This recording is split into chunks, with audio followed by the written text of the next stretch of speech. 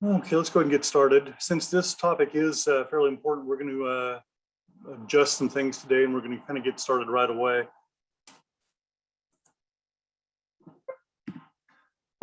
Today's panelist, our speaker today, is Michael Camal, who currently serves as special advisor at the US Department of Homeland Security Blue Campaign, the department's national public awareness campaign to combat human trafficking. In this role, he leads the Blue Lightning Initiative to address human trafficking within the aviation industry. And under his leadership, the Blue Lightning Initiative has tripled in size, expanded its reach to airports, aviation businesses, and the general aviation community, which also includes us. BLI has trained over 100,000 aviation staff on trafficking indicators, and we're glad to include our team as well, and how to report the crime. Michael was recently assigned to support the newly established Department of Homeland Security Center for Countering Human Trafficking, where he coordinates across 16 DHS components to further support the department's trafficking mission. As always, this webinar, we do encourage questions, especially for this one. If you have any doubt, please ask questions. We will try to address the questions at the end of the webinar, as we always do. Mike has said that he can stay on a little longer if we do get more questions than we have time for. We do appreciate that. Please use the question module that's in the bottom or the side of your webinar panel.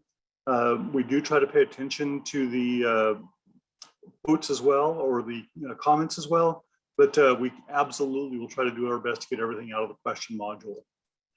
This webinar is being recorded. We do want people to share this one as far and as wide as possible. We will make the link available through our website and through email as fast as it is possibly available. It could be as early as tomorrow, but it might be into early next week, depending on how things go with editing. So with that, please allow me to welcome Michael Camal to our webinar. Mike, would you like to join us and begin the presentation? Thank you, Dan, so much for inviting me to speak, and to the Helicopters Association International for recognizing that this crime is an issue, and also for partnering with Blue Campaign in our collective effort to combat human trafficking. I'm going to show my slides up here right now. And Dan, can you just confirm real quick that the slides I can see your slide full screen, loud and clear. Excellent, excellent. So as Dan mentioned, very grateful for the introduction. My name is Michael Camal. I am a special advisor with the US Department of Homeland Security, specifically within the Office of Partnership and Engagement. And, we work on a variety of different issues across the department, but my focus is primarily on the DHS Blue Campaign, which is the department's national public awareness campaign to combat human trafficking. And again, this is my name, office, and US Department of Homeland Security. We're a federal agency. Today, I'll be covering a couple different topics. I'm going to be talking about what human trafficking is, some of the indicators and what to look out for, some general indicators, but also indicators specific to transportation and an aviation environment, and not just commercial, but also general aviation. I'm going to be talking about the Blue Campaign, as well as department-wide efforts and resources that we have to combat human trafficking. And I'm going to give you an overview of the Blue Lightning Initiative, which is where I specifically work on targeted the aviation community. And of course, there'll be a question and answer time at the end for those that have questions. So some of you may be familiar with human trafficking. You may have heard of this crime in the news or in the media, but I'm here to kind of level set and give you what this crime really is. The media and movies tend to show human trafficking on the extreme side with handcuffs. They show it happening overseas, if you've ever seen the movie Taken. But in the United States and across the world, human trafficking actually looks a little bit different in most cases. It does involve the use of force, fraud, or coercion to obtain labor or commercial sex. So sex trafficking is a big piece of human trafficking as well as labor trafficking. And here's a big difference here. Victims can be anyone. They can be any age, race, ethnicity, gender, nationality, socioeconomic background, gender identity. Victims can be anyone. They're not only women and small children, adults, males, boys are all victimized in the United States.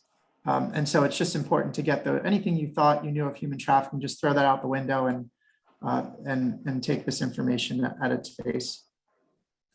The other piece here is that any minor under the age of 18 engaged in commercial sex is a victim of human trafficking, regardless of whether there are elements of force, fraud, or coercion. So force, fraud, and coercion, that defines human trafficking.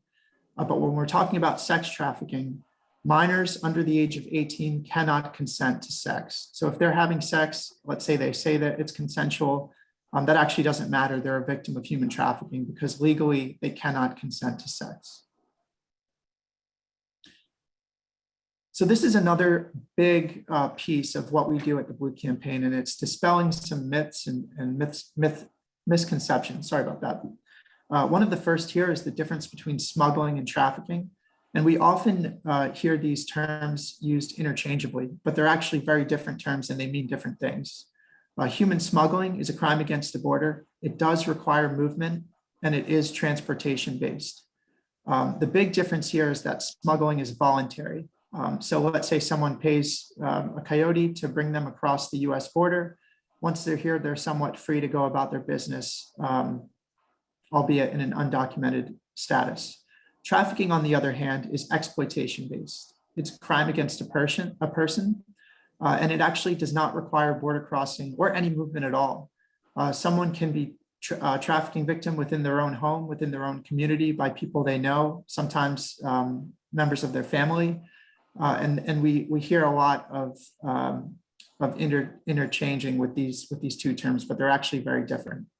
And so I say that with a caveat that sometimes people are smuggled into the United States only to become further victimized, and it turns into a trafficking situation. So let's say, for example, someone gets smuggled into the US.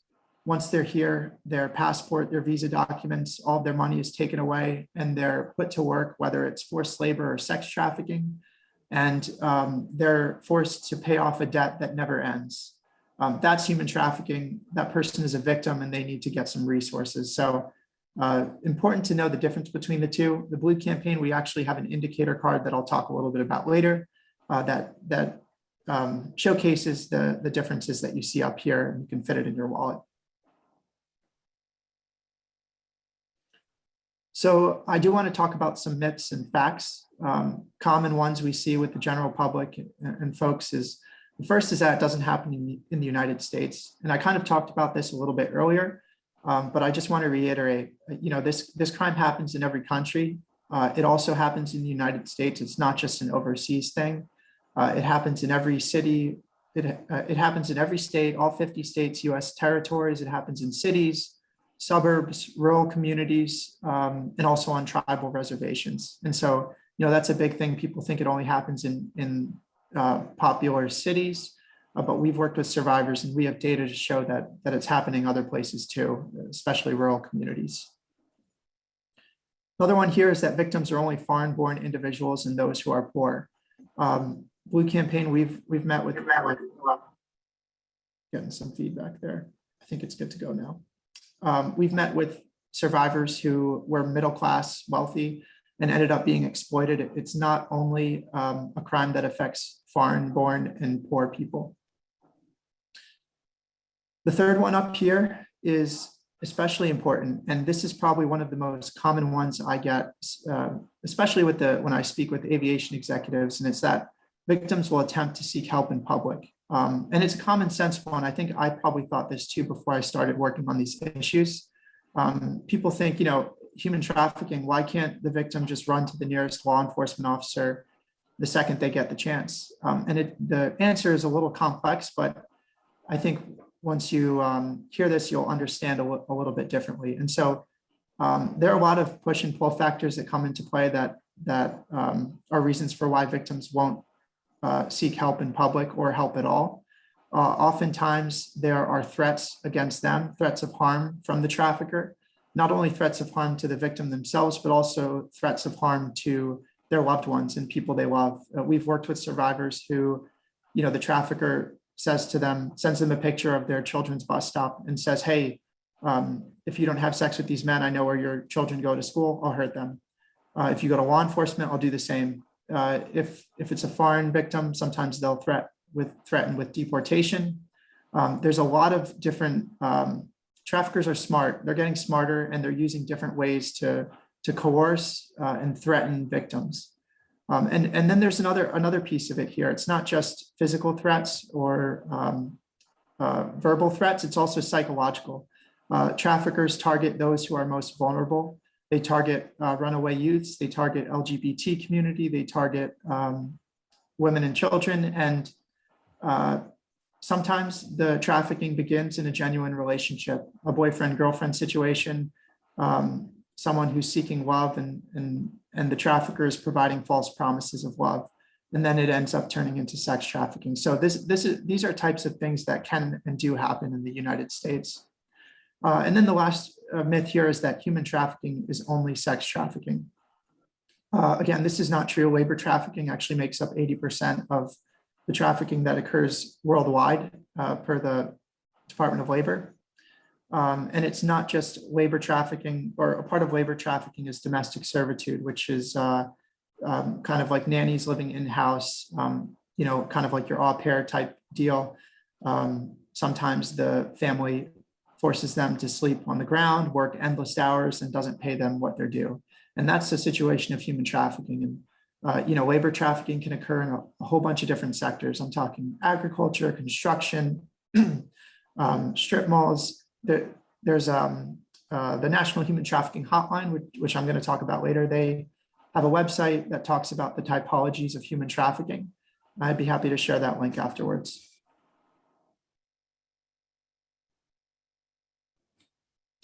So I did talk about this just now, sex trafficking and labor trafficking. Up here, you'll see the definitions of each. It's important to know that human trafficking can happen in different ways. It's not just sex, and I won't go too much on this slide here. So now that I've talked about what human trafficking is, some of the myths and misconceptions, I'm going to talk about some of the indicators that you can look out for in a transportation environment. And these are the four, there are tons of indicators out there, and the Blue Campaign website has a lot of them listed. But these four are the primary ones that we use for aviation, both commercial and general aviation. The first is documents. If someone's not in control of their own travel and identification documents, that's an indicator of human trafficking. And the one thing I like to caveat all of these indicators with is that no single indicator is proof of human trafficking. And the presence of absence of indicators doesn't necessarily mean human trafficking is happening. But when you piece together some of these indicators and your general sense, your gut feeling, it raises suspicion, and it might mean that you should call it in. And we always say it's never wrong to call it in. So moving along here, freedom is another indicator. If someone doesn't have freedom of movement or social interaction, they have weird social interactions, that's something to look out for. Plans. If someone doesn't know where they're going, if they have difficulty articulating reasonable, logical travel plans, and this is true for both private jet travel, helicopter travel, and also commercial travel. If someone doesn't know where they're going on an international flight, they're going on a domestic flight, they should know where they're going. So that's an indicator in and of itself. And the last one here is relationship, also very important. A non-genuine relationship between a parent or a guardian and child. If it doesn't look genuine, if the parent doesn't seem like they care for the child, if there's a disconnect there. And with this indicator, I do want to stress that we're not talking about race, we're talking about behavior. If you look at the behavior and the behavior does not look genuine, it should raise some red flags, and it should be a cause to look into it a little bit further. Up here, you will see the two main reporting mechanisms for human trafficking. The left one, specifically that the Blue Campaign promotes, the left one you'll see is the US Department of Homeland Security DHS tip line. This tip line is operated 24/7, 7 days a week, and you can call it or you can submit a web form submission. This is the mechanism that we recommend for aviation personnel and really anyone who wants to report suspected human trafficking to federal law enforcement. And those tips go to the DHS Homeland Security Investigations team, where they review it and look into it a little bit further. The number here, the other number here you'll see is the National Human Trafficking Hotline. This number is also operated 24/7, 7 days a week.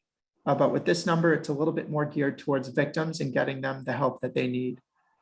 You can call it, you can text it, you can chat it. There are a ton of different ways that you can reach out to this number. They're connected with NGOs and service providers across the United States and are in a really good position to help victims get the support they need. Oftentimes, human trafficking cases, the criminal investigations can take a very long time to prosecute, from arrest to prosecution. But the good thing about this National Human Trafficking Hotline is that victims can get the help they need without necessarily getting law enforcement involved. And not all victims are comfortable with working with law enforcement, and each victim and survivor goes at their own pace when it comes to getting help. The disclaimer I'll put here on the bottom is do not attempt to confront a suspected trafficker directly or alert a victim to your suspicions. Unless you're an expert in human trafficking and social work, I know a lot about human trafficking, but I actually am not trained on social work and working with victims directly. But we don't expect anyone in the public or in the industry to intervene. And what we recommend is to call these numbers and let the professionals handle it. They're trained on how to respond to these cases with a victim-centered and trauma-informed approach, and handling it in a different way, in a way that's not victim-centered, might actually put the trafficker, the victim, in more danger. Okay, I see some questions coming in, but I will get to that at the end.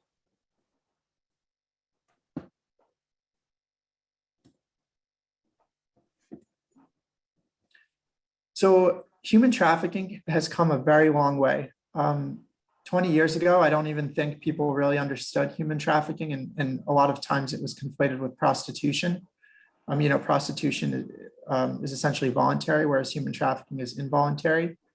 Up here, you'll see some key pieces of legislation that was passed that really kickstarted the government efforts to combat human trafficking. And the first and most important is the Trafficking Victims Protection Act of 2000.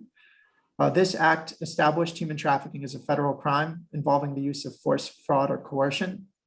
It also established the President's Interagency Task Force to monitor and combat trafficking in persons, which is comprised of all 15 departments, executive branch departments, coordinating a government-wide effort to address this crime. So it's not just DHS, it's also Department of State, Department of Health and Human Services. This is really a unified approach. It's not just arresting traffickers, it's also getting victims housing and the support that they need. This act also established the Senior Policy Operating Group that standed up 5 subcommittees, and the Blue Campaign co-chairs 2 of those subcommittees, the Public Awareness and Outreach and Victim Services. And that's because that's where our efforts most closely align. So the Blue Campaign, we are actually a national public awareness campaign, as Dan mentioned earlier, specifically for DHS, designed to educate the public, law enforcement, and other partners to recognize and respond and report human trafficking. We work with our department colleagues to create awareness products and materials for law enforcement, aviation industry, different sectors, to increase detection of human trafficking and how to identify victims. Recently, we actually added prevention as an important part of our campaign, specifically focusing on educating those about human trafficking and how to protect themselves, trying to stop this crime before it even happens. So we've come a long way. In 2010, the Blue Campaign was established by Secretary Napolitano as a special initiative. In 2018, the Blue Campaign Authorization Act of 2017 became law, meaning that we were codified as an official program within the department, obtaining full-time staff and being able to really focus on our strategy and our long-term outcomes. I kind of skipped some of them in the middle, and I won't go over all of them, but I will talk about some of the aviation-specific legislation. And that is that in 2016, the FAA Extension Safety and Security Act mandated that commercial air carriers, Part 121, 135, train flight attendants on how to recognize and report human trafficking. In 2018, that act was expanded not only to include flight attendants, but also to include other passenger-facing personnel, so gate agents, ticket agents, and in my mind, that also includes line service technicians and those that work at fixed base operators that you might be working at small regional airports as well.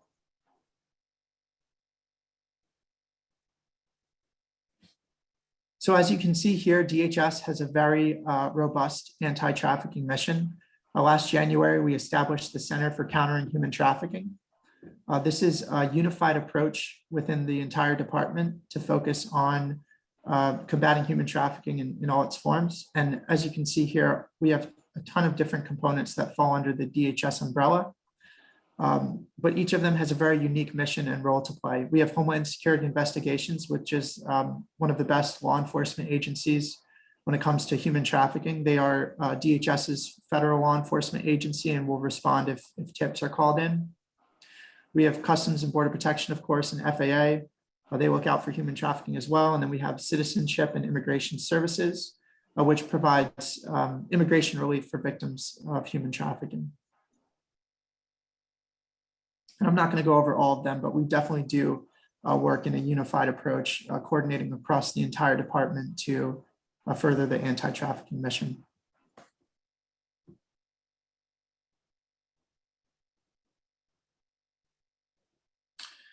Okay, so up here, Blue Campaign, we actually operate a robust social media awareness campaign.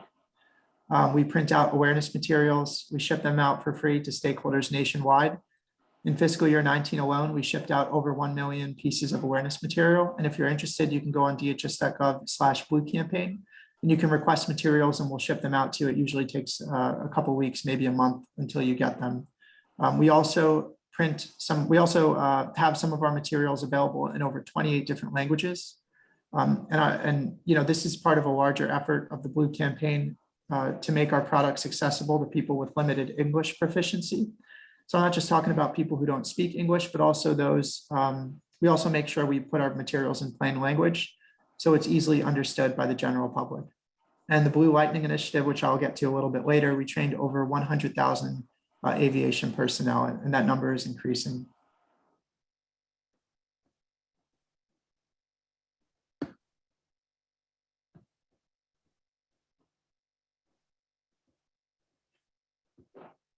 Okay, so you know, like our aviation products, we also create other awareness materials for different sectors. We have toolkits. We have a toolkit specifically for hospitality. We have a toolkit for transportation, which doesn't just include aviation, it also includes bus, train. In fiscal year 20, we created these 3 new products for different industries, specifically a guide for campus law enforcement, an awareness guide for convenience retail employees, and a guide for how to talk to youth about human trafficking. And that last one is more prevention focused, trying to teach anyone who really works with youth, parents, teachers, a guide for them on how to educate youth about this crime and what it is, because it is important to get at this at an early stage. So I see a couple questions here and I'll address some of them. The first question is, are there hotspots in the US for trafficking? This is a really good question. Hotspots, you know, the National Human Trafficking Hotline that I talked about earlier, they probably have the most publicly available, largest data set when it comes to human trafficking. And on there, you can go and you can see exactly where the calls came in from. In fiscal year 19 alone, over 40,000 contacts were made to that hotline, and I believe over 10,000 cases were confirmed. Not only can you look at the number of calls, you can also look at the breakout of calls per state. So you can see how many calls are coming in from Texas, from Florida. You can break it down, and they will show a list of the total number of calls from each area. But I will caveat that with saying that this is a very hidden crime and a lot of it goes underreported. So, just because a state has a lot of calls, it might mean they know a little bit more about human trafficking and how to get help. But that being said, the data that we do have is available and you can take a look at it. Another question here is, how do you initiate contact, or should you, with the potential victim? Again, this is a really good question. I think when it comes to a potential victim, let's say if you see someone who might be a potential victim, it might be because you've already interacted with them and that interaction made you suspicious. If it did make you suspicious, I definitely would not recommend alerting them to your suspicions. I would recommend stepping away and calling the DHS tip line if it's suspicions of human trafficking, and basically telling them everything you saw. Where's their plane headed? What are the names? If you know the names, any information can help in a follow-up. Again, the focus is ensuring a victim-centered and trauma-informed approach. And if a victim comes and discloses to you that they are a victim, then the National Human Trafficking Hotline is the way to go, because they can give you, they can provide that victim with resources and connect them with NGOs that can help them. I'm going to pause on some of these questions and move along in the presentation.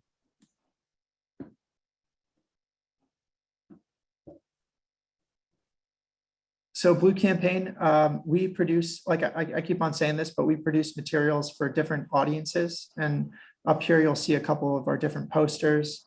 The Native American population has been reported to be susceptible to human trafficking, victimized at higher levels.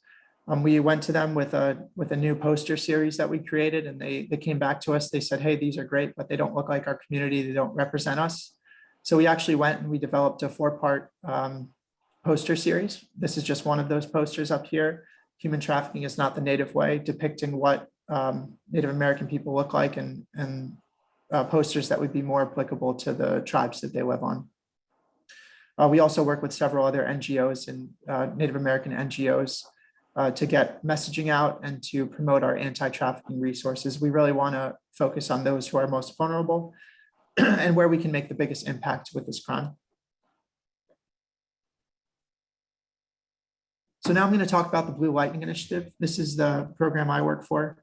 It's an element of the Blue Campaign, and we lead this program jointly with the US Department of Transportation headquarters, their International Affairs Office, as well as Customs and Border Protection. This is a program designed for the aviation industry. It's an official partnership, and it does require an MOU with the government.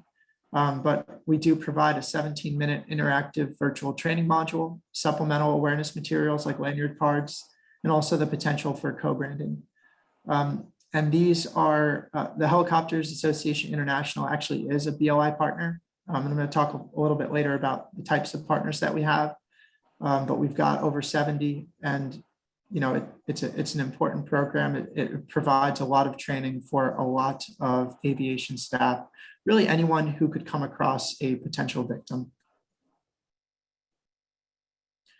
So I'm going to talk a little bit about our mission, action, and impact. Before I do that, the one thing I wanted to say is that the Blue Campaign and Blue Lightning Initiative, we coordinate with survivors of human trafficking who have been through the crime before.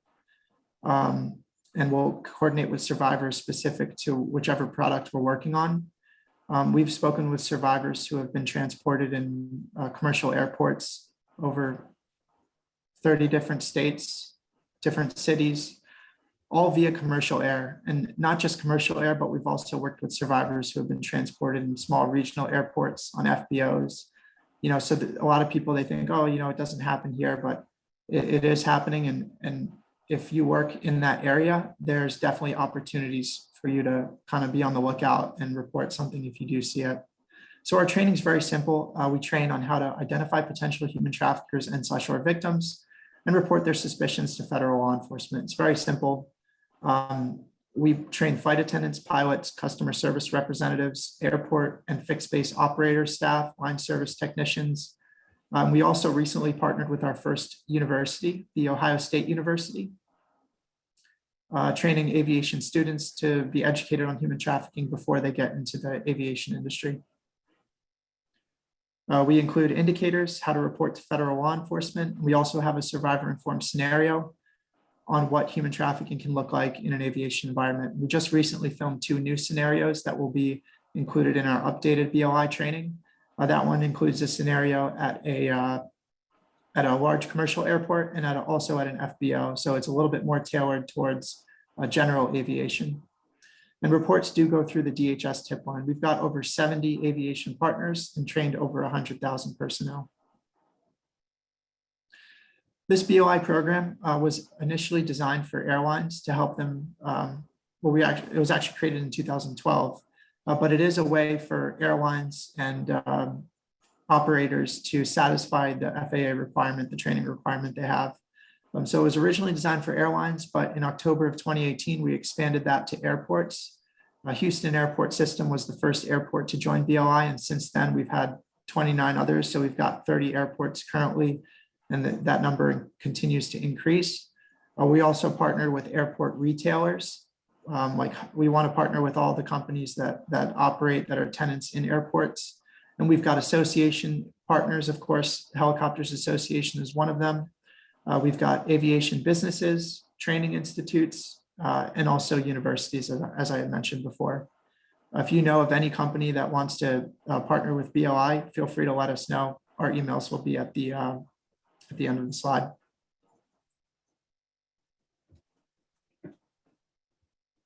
We do a lot of outreach to get the word out on BOI. We do awareness events, press releases, press conferences. We have a newsletter that we push out to over 60,000 stakeholders every month, and occasionally we'll include a corner on Blue Lightning Initiative. We do direct outreach, I'll host meetings, and there's also that FAA federal training mandate. This picture up here, you'll see a representative from El Paso discussing the BOI partnership in January of 2020, following a training session. January is actually Human Trafficking Awareness and Prevention Month, and January 11th is Wear Blue Day. Blue Campaign's Wear Blue Day, where we encourage everyone to wear blue and showing your support of combating this crime. A couple years ago, I actually traveled to Miami International Airport. That's me in that picture. And I trained over 100 aviation staff and airport personnel on basically what I'm training you now. After that training, I met with the airport leadership, and we ended up setting up a partnership a few months later. And we continue to work with Miami. It was a great engagement, and we continue to do engagements like this to get the word out and spread awareness on our training and program. Up here, you'll see the BOI reporting protocol. This kind of outlines what happens after a report is submitted through the DHS tip line. There are a couple mechanisms for folks to report if they're actually on a flight. That's up here, the Domestic Events Network, the ACARS, the Airline Reporting Protocol, and also an air marshal as a last resort without compromising anonymity. And on the ground, we've got those 2 numbers up there, both for the DHS tip line, and then an immediate emergency. If it's not just suspicions, if you're seeing violence, immediate emergency that needs to be addressed ASAP, we recommend you call 911. So that basically wraps up my my presentation. I know we have a couple minutes left, but I saw some questions come in. I don't know, Dan, if you wanted to say anything else. This email here is where you can email me if you have any questions or you want to connect after. Okay, yeah, let's leave that up for just a few minutes, just to make sure we can get the information out there. Thank you, Mike. That was an eye-opening presentation. I know you already addressed some of the questions. We've had a couple of others. Regarding the hotspot question you already addressed, I guess I had a question. Do traffickers generally use mainstream transportation options like the airports and airlines, or do they look for out-of-the-way sites or options like trains, buses, or helicopters? Yeah, I mean, the answer is yes to all of the above. I don't know of any specific cases with helicopters, but I do know cases out of FBOs where helicopters are at and staff are at there. Traffickers use regular modes of transportation. They use Uber, ride shares, not just Uber, but all ride shares, buses, trains, airports, and the traffickers are smart too. They'll prep the survivor, the victim of human trafficking. They'll say, if law enforcement says anything, don't say anything, and that it's a very nuanced situation, but victims do not. It's often happening in plain sight, right in front of us. So yeah, that's the answer. Okay, well, in that case, I wanted to ask if there were helicopter hotspots, but that does make sense about some of the FBOs and things like that. To address, I had a second question that was kind of addressed by what you were just talking about. Should counter workers at charter operators be willing to try to talk to all the passengers so that they could, try to get a feel for if somebody is being trafficked? If one person comes up with a stack of passports, or a couple of passports and tells the other person to stay off to the side, should they try to just engage the person in any kind of conversation at all, or is that considered dangerous? Or yeah, I mean, I wouldn't recommend any type of extra conversation that's out of the norm. It's good customer service to talk with the people that are at your location. And if during the course of that interaction, you see something that's suspicious, one person has all the passports, they're separated, the other people are separated away, then just kind of take note of that, take note of all the information and call it in. Definitely would not recommend talking about the trafficking or anything like that. Oh, no, I wouldn't have thought that. I was thinking along the line. So, hey, where are you headed today? Are you going to go, visiting family and just things like that? Yeah, yeah, things like that. Normal conversations for sure. Yep. If somebody does report, how long does it take to get a response from law enforcement when the call is made? Is the hotline appropriate, or should they think about 911 instead?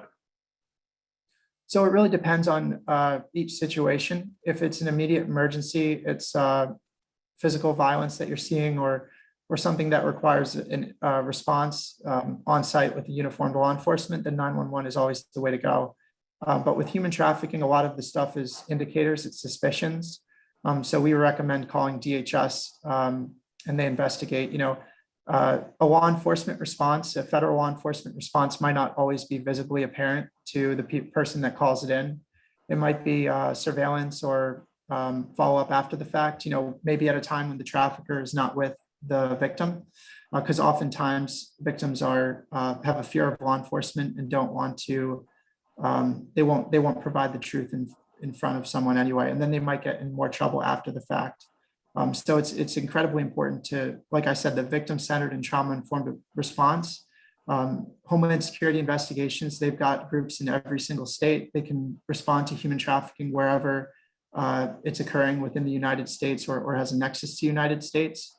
They've got groups specific for human trafficking, and they also have a victim assistance program with victim assistance specialists and forensic interviewers who know how to interact with victims so that they can get them the help they need, and also so that they can cooperate for potential investigations, because it does take a lot of courage to stand up and get out of that situation, go against the trafficker. You mentioned the programs here in the US. We have a question from one of our longtime viewers, Gabriel Amato. Is the program only available in the US, or are there other programs outside the US, like the Caribbean or Europe? That's a good question. The Blue Campaign, our awareness materials and Blue Lightning Initiative are primarily focused on human trafficking in the United States. The State Department puts out a trafficking in persons report every year. They just released the 2021, I believe, which ranks different foreign governments and what they're doing to combat human trafficking. The Blue Lightning Initiative currently is not available for international airports. And the reason is because DHS, when it comes to human trafficking, our purview is United States and cases that have a nexus to the United States. And so we wouldn't want someone to call in if we weren't able to respond to it. But that being said, Blue Lightning Initiative, we have met with a couple different foreign governments to talk about what we do, both Blue Lightning Initiative and also Blue Campaign, so that they can replicate it in their country. Do you have any links on your website that would be going to some of the international programs that are similar to yours for other governments? On our website, Or is not there on our website. availability? I would recommend going to the State Department, the Trafficking in Persons report, and I can share that with you after. It's got, they do a very extensive research on each country and what they're doing to combat human trafficking, and it's a very robust report. So that's what I would recommend, and I can share that with you after this call. Okay, sounds good. Appreciate that, and I can make that available with the recording. We'll post it on the website as an attachment that can be downloaded. From Tony, what groups or individuals have been involved with trafficking, organized crime, gangs, etc.? Not sure, is there one that leads another one, or is it just almost anybody? So we've seen it in both types of scenarios. Trafficking can happen by organized gangs, organized groups, criminal groups. It can also happen by individuals, and there's no one demographic of trafficker that you're going to see. It really is a mix, and women are traffickers too. It's not just men. That's just one thing to keep in mind. And like I said, yeah, it could be large criminal organizations or individuals. I had a question from Stan. Wants to know, he's apparently a helicopter pilot and visits a lot of FBOs. Is the training for BLI available to individuals, or do they have to be part of an organization in order to qualify for the training? You can have you said he's a helicopter pilot? Yes. Yeah, he can email Blue Campaign at hq.dhs.gov and we can chat about that. The associations that are partnered with us, every member of that association can take the training. We've got NATA signed on, your group, obviously, and a couple other associations, but there definitely should be a way that we can make that training available to them. Okay, for anybody that didn't catch that email address, it is up in the upper right-hand corner of Mike's screen right there. So Blue Campaign at hq.dhs.gov. So that's one that would be worth noting. From Aaron, are trends showing a greater number of trafficking occurring in commercial airlines for transportation, or does it seem to be greater in general aviation for transportation? So the data type of questions are very tricky because there really is not a lot of data when it comes to trafficking. And these cases can take years to investigate. And there are cases of it happening both in commercial and general aviation.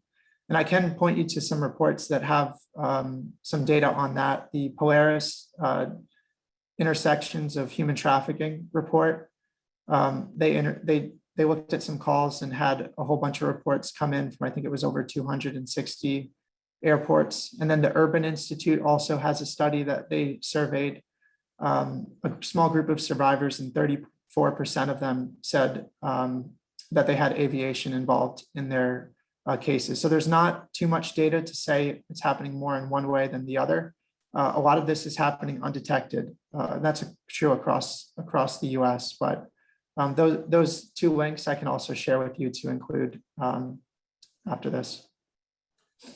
Okay, Stan, the pilot that just asked a question a second ago, has another one asking if he should try to use his phone or something to try to record photos or video of any suspected situation. Does that help with investigations at all or anything like that? Or is that just something to be not do it?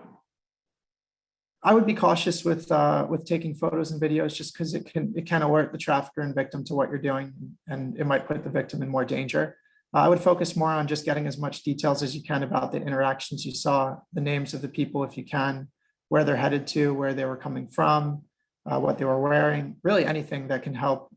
Pictures and videos I would caution with, wouldn't necessarily recommend that, but there are definitely things you can do to be on the lookout. And going back to that other question about, because I remembered something about the getting access to the BLI training.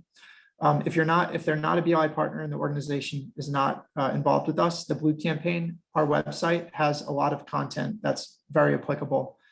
We've got awareness videos I talked about earlier, those indicator cards. You can actually order some of these materials and have them shipped directly to your house. We've got key tag cards that have the number on them. So definitely a lot of options for folks who want to learn more. So if a pilot's got some time to kill at an FBO, they could download this information and have it shipped to their home so they could study in their off time. Yeah, and there's a lot of videos we've got for them. We'll keep them occupied for sure. Sounds great. I think it beats watching some of the reruns of cooking shows on FBO televisions. I have a question from Mark, who I understand lives in Canada and does a lot of international travel. Asking about moving people with passports, whether they're real passports or fake passports. Do the traffickers, try to fake documentation, or are they using real legal documents, just forcing the person to go along with it? Well, these are really good questions. The traffickers can use fraudulent documents, and there's actually a team at DHS that trains airports on how to recognize those, how to recognize fraudulent passport and visa documents.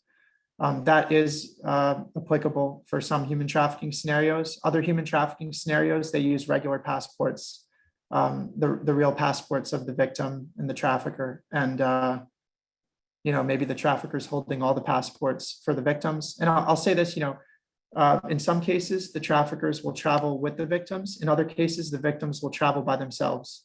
So the indicators here, they might be hard to look out for, but I do want to just caveat that with that it could happen either way.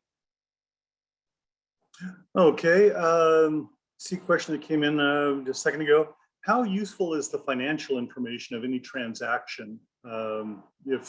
If somebody's working a counter and somebody comes in to purchase one-way tickets on short notice, how important is it to hold on to some of that financial information? Yeah, that's another indicator for sure. Last minute purchases one way, same day purchases, whether it's bought at the airport or online. Financial transactions are definitely important for human trafficking cases. And Blue Campaign actually has a really good partnership with Western Union. And we also work with the Department of Treasury and Department of Justice. They have a lot of efforts working with financial institutions. And there's like a suspicious activity reporting that they can do. There's some training out there, a lot of training for the financial industry. And that is a big part of it, following the money. How are they paid? Are they paid on the same credit card, different credit cards? The traffickers, they'll probably try to rack up rewards points just like you and I. So that's important as well, for sure. We have a question from Richard, and this is an interesting one. We're getting into some new tech and some different modes of transportation here. Richard is a UAS pilot. If I'm hired to do an inspection on a ship, as he has a maritime degree, what would be the safest way to communicate suspicious activity that you might see aboard a ship, say with the Coast Guard, DHS, 911? What makes sense there? Safest way to report stuff you see on a ship, same way you would report stuff that you see at an airport. You can still contact that DHS tip line number. You can contact the US Coast Guard as well. Coast Guard and Homeland Security investigations are both under DHS, and they work together. Anything you see that looks suspicious should definitely be reported. And you can use that call-in number, but you can also submit a web form submission for any type of human trafficking that you see, and DHS will respond and look into it. Okay, well, I think that actually handles most of the questions that came in through our portal, Mike. So let's wrap it up, and we'll ask you the same question we ask everybody during our webinars. If you wanted our audience to remember one thing from your presentation, what would that be today? The one thing I would recommend is that you can make a difference, and you can, doesn't matter what position you're in. If you're in aviation, if you're not in aviation, you could potentially see some of these things going on in your daily life, not just at airports, but at retail stores, other places. my main piece of advice for everyone is to just get educated, know what the myths and misconceptions are, know what human trafficking is, what the indicators are, and what to do if you see something. If you see something, call it in. And Blue Campaign, our website, has everything I talked about on this webinar and more. And that would be my one piece of advice. Thanks so much for having me. Absolutely. And let's point out again, before we ask you to take your screen share down, the website, dhs.gov/Blue Campaign. Blue Campaign is all one word. The email address for more information, bluecampaign@hq.dhs.gov. Mike, thank you so much. Really appreciate the time today, really appreciate the presentation, and greatly appreciate the work that DHS is doing to halt this issue. Thank you, sir. You better let you close your screen and I'll get mine up. And thank you again.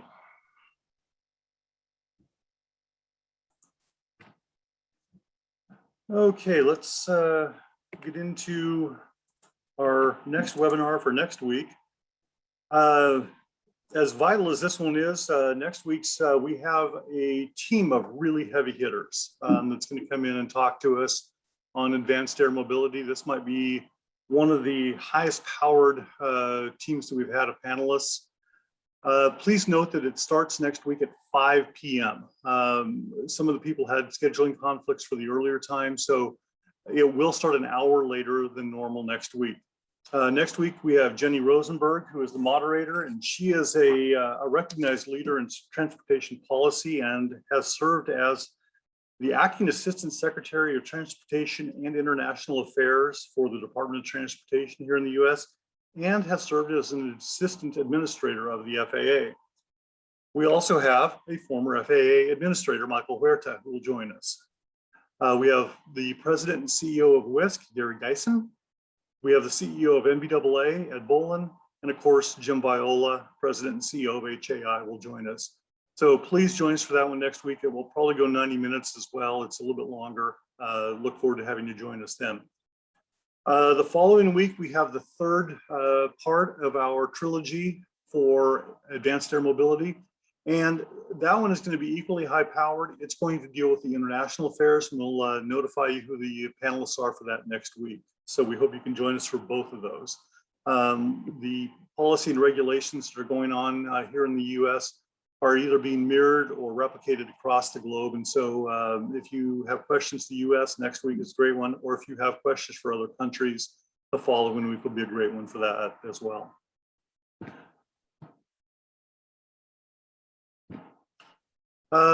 Follow-up questionnaire, as always. We do appreciate that you can take a few minutes to let us know what you thought about today's webinar, what we can do different, what we can do better. Let us know if you have any ideas for upcoming topics for webinars. We've about 15, 16 months into our webinar series now.